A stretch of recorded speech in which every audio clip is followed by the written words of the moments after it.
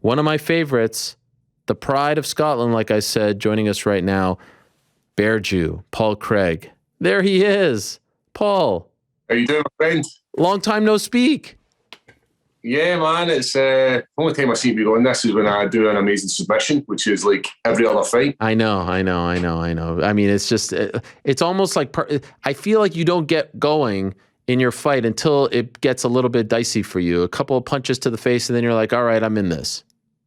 Yeah. The fight did not go the way I expected it. I expected them to be this stand-up battle where I thought it would have been a little bit more cagey about my groundwork, but it wasn't. He just came in there, Spartan kicked me to the chest, and then that was us on the ground where I wanted it to be. So it was like an area where I was really, really happy to be. And see, every time he stood up, I was thinking, no, he's just going to stand up and that's me. We're going to disengage. And then all of a sudden, boom, big hammers raining down. It worked perfectly for me. Considering how good you are off your back, even when you are on the ground, are you surprised that anyone wants to engage with you there? Because if I were fighting you, I would just say, just stand up. I want nothing to do with you. Even if you are hurt, you are so good at capitalizing on those moments off your back. I'm surprised that people still try to play that game with you.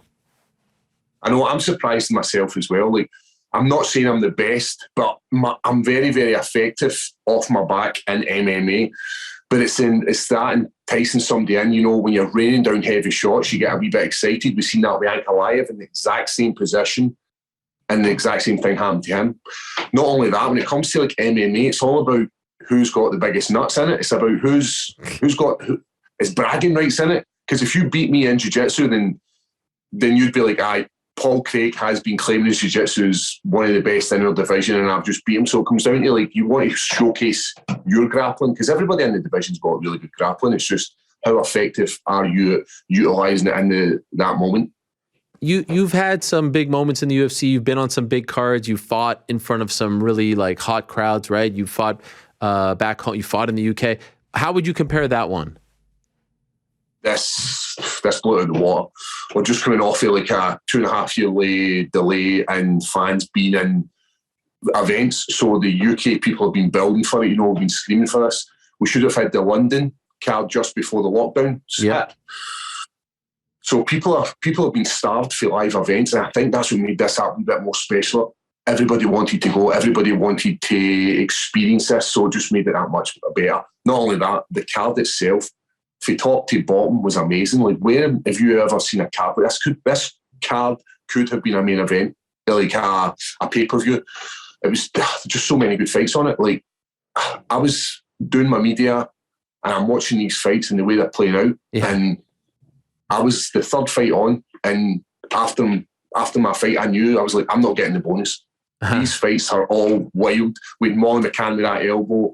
We had performances for like just 15 minutes at Jack Shaw just imposing as well. So I was like, I'm not getting a bonus. And then Dana White drops 9 bonuses in this. So we've been spoiled.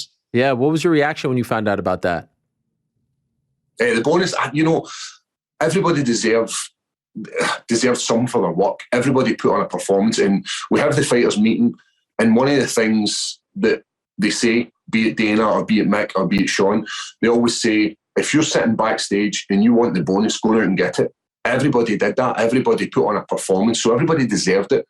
And it's getting what you're worth. And I think that's a prime example of it. And I think there's going to be more shows that are going to do it. I'm hopeful there's going to be more shows that are going to do it. I actually like the idea of like a finish bonus. You get a finish, you get a bonus, as opposed to picking, who had the best. This is a nice way to incentivize you guys to go out there and get the finish. Yeah, definitely. And then it comes down to like, does your finish deserve it? Because then people will start hitting that, it was luck and all this kind of stuff. So I quite like the 4, because then it makes you that wee bit hungrier, doesn't it?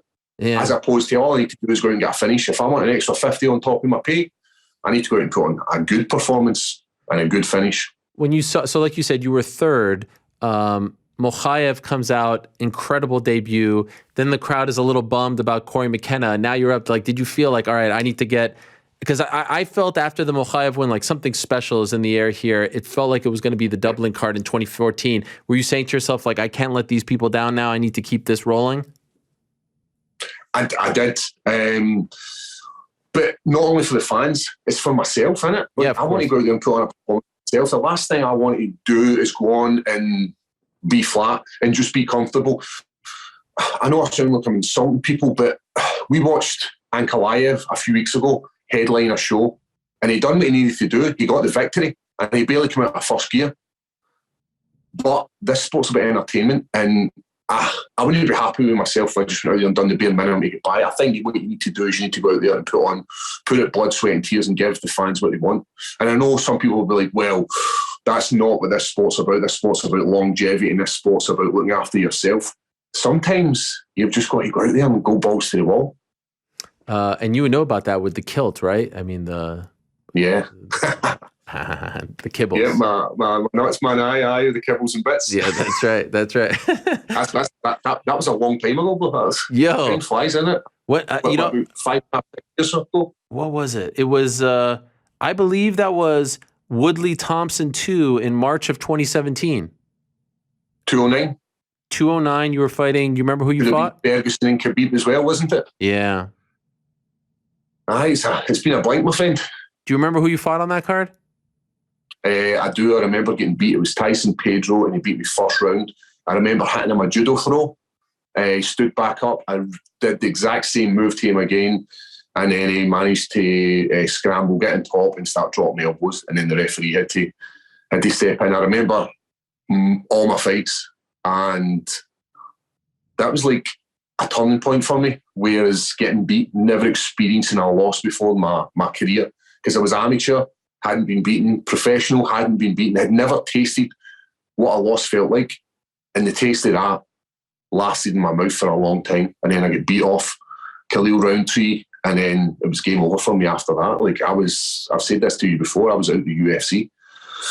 There was not going to be any Beardew legacy left behind. It was going to be a flash in the pan for Paul Craig, and people would have been sitting there and saying, oh, remember Paul Craig was a UFC fighter? I didn't deserve to be there. Because this sport's brutal, let's be honest, and the fans are tough on the fighters, and they need to be, because they need to keep us humble, and they need to keep us hungry for these victories. And that's what they've been. But after London, the first time, going back, 3 years, changed my life. And so how did it change your life? See, before that point, I didn't think I should have been in the UFC.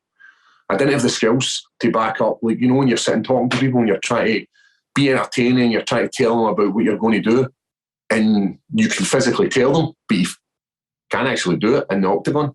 And I had to go away and learn my craft again. I had to actually learn how to be an athlete. I had to go away and learn how to be a fighter, a martial artist. I had to go away and look at mental clarity and try and become a whole package. Because when I say I was young, I wasn't young in age. I was young in the sport, and you need to kind of cut your teeth in the amateur circuit. And we've seen that for is it Moquet for the first fight? Mochaev. How do you pronounce his name? Mochaev, where he had an amazing amateur record. What was it, 20 odd wins? Yeah. Unbeaten, and then he's 4-0. So he had loads of experience. So him coming into his first UFC fight, people are saying, oh, it's his first UFC fight, he's only had 4 fights. Yeah, but it's everything he's done prior to that. I had none of that. I came in, we know martial arts experience as a kid. I came in, we know background in any sort of discipline of boxing, jiu-jitsu, judo, anything like that. I came in with nothing, and I started at the age of 24, and look at me now. Everything's changed, man. And I'm still doing the exact same stuff that got me to the UFC. First round submissions, and I'm doing it again in the UFC. 5 in a row now. And you mentioned that fight against Tyson Pedro. It wasn't, you lost the next one, as you said, beat Ankalaev, lose the next one, beat Nzechukwu, lose the next one. You haven't lost since the Mennefield. So It was up and down for you. As you said, who knows if you stick around. Is it just what you were talking about now? Because I was going to ask you, what's been the difference? How have you gone on this streak? You haven't had a streak like this since you started your career undefeated. Is it all those things that you discussed, and perhaps anything else? Yeah, it's about adding little bits to your game plan. It's about adding little bits to your camp, like working with a nutritionist, like working with my conditioning coach, like working with it's just about dealing with all these people. A sports psychologist made a huge difference to my self-belief, but then it's adding all them together. One of them on their own didn't make me better. It was a whole host of things. Once the mindset changed, then it was about bringing in other people into my camp, because right at the start we were very, very secretive. We didn't really want to have anybody else who wasn't part of the team in the camp. So I didn't have a conditioning coach. I didn't have a nutritionist. I didn't have a sports psychologist. Once we had the sports psychologist on board, and he kind of opened up my mind and opened up my attitude, and then I allowed loads more people in to try and help me, because I wanted to do it all on my own, and I wanted to be like, no, I've done this on my own. I don't need anybody else. In this sport, you can't be like that. You need to have loads of people around about you. You need to have positive people around about you. That was another thing that happened as well. Through your journey, people will come and go. People will take their pound of flesh from you. And it's about sticking with people who are good for you and sort of dropping people who are bad for you. And there was a whole host of things. But from that Menifield slip up, because I'd done the same move 3 times. Like, the amount of people in the gym that still nail me for it to this day. But it keeps me humble. And I'll never ever do it again. I'll never bounce 3 consecutive moves in a row to a high level opponent, because it results in you getting knocked out and embarrassed again. The sports psychologist, you still talk to them? Yeah, because it goes back to, it's not just one area where I need to improve. There was an area where I needed to improve, and we spoke about that, and we dealt with that, and we sort of improved it. And it's like it's an ongoing process. It's not like once you've done it once, that's you. Oh, you've spoken to a sports psychologist, that's you. You're cured. You're cured. And it's about dealing with them weekly. We have weekly sit downs. We discuss stuff what potentially going to happen in the camp. We look at what happened previously in the camp, and we discuss how we're going to move forward. And it's about him, Elliot, touching base. So my sports psychologist touching with my nutritionist, touching with my conditioning coach, and touching in with Brian Gallagher. It's about them all working working together, because they've all got the same goal. Everybody wants me to win in my camp. There's nobody there that's like, nah, I kind of want them to get knocked out. I kind of want them to get beat. Everybody's got the same goal, and we're all just trying to get there, to get to the end point, isn't it? What's the one thing you said there was one thing that you needed to improve? What was that thing? Confidence in my striking. And we've seen it, it's hard. It's hard because people will always doubt you on the internet. One thing they'll say, Paul Craig doesn't have stand-up. Paul Craig's not an MMA fighter. Paul Craig doesn't have this, and he's missing this in his game. I have a good jiu-jitsu. My striking's really good as well. If you see me in sparring when I'm confident and I'm going up against people that I spar with regularly, and they're absolute studs, I've got the confidence to be creative. And when it did come to the fight time, I kind of was like a rabbit in the headlights. Like, I remember fighting against Khalil in Glasgow. I didn't do much stand-up. And it was like, I was really, really scared. And I was worried about, what if he knocks me out? What if he knocks me out? So that apprehension of me worrying about him knocking me out stopped me from actually being able to strike with him, and ultimately led to me getting knocked out. So it was like this vicious cycle. And it was all to do with my head. So then once my sports psychologist then broke down the barriers and improved it, we've seen a much better version of me. Like, I was able to strike with Ankalaev, which not a lot of people have done. If you look at what Ankalaev's done to his opponents previously, he's outstruck them, he's knocked them out, he's outgrappled them. I managed to take him down. I know a lot of people said that Paul was absolutely dead in the water in that fight, but I still managed to take down Ankalaev. I still managed to land some big shots on him, land big kicks on him, and ultimately get the victory. But my stand-up was much better then. Moving on to fighting Jimmy Crute, it was the exact same thing. My stand-up's looking all right. I was able to slip shots. I was able to deliver shots. I was able to deliver some spinning heel kicks. And then the same again, that carried on, and it's been getting better and getting better as I'm working with this guy who's breaking down these barriers, because there is, from a kid to now, you always put up barriers, and it's about, some of the barriers are always going to block you from doing what you need to do in life, be it like being a world jiu-jitsu practitioner or being a world-class striker. It's good to talk about this kind of stuff. When we were growing up as kids, it was like we never spoke about anything. Men just bottled everything up. And now we're in this culture where we're able to speak and we're able to open up freely, and it's not it's not get the negative side of speaking about your feelings, because for a long time it was like men don't speak about feelings. That's like seen as quite a wimpy thing to do, and I think it's totally changed, and I'm glad it has changed because it's definitely improved my game by speaking to him. Do you still feel that lack of confidence when it comes to the striking, or do you feel like you're over that totally? I believe I'm totally over that now. You're always going to have it going up against a high-level striker, going up against somebody who you need to be a wee bit wary of. But I think you need to worry less about what they can do and worry about what you can do. Worry about what you can do in that moment. Because we've seen that against, I remember the fight, Khalil Roundtree versus Gokhan Saki, where we've got a world-level striker and we've got an MMA striker in Khalil.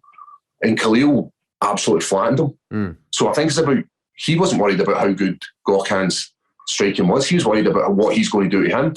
And I think that's what I had to do, and that's what I need to do.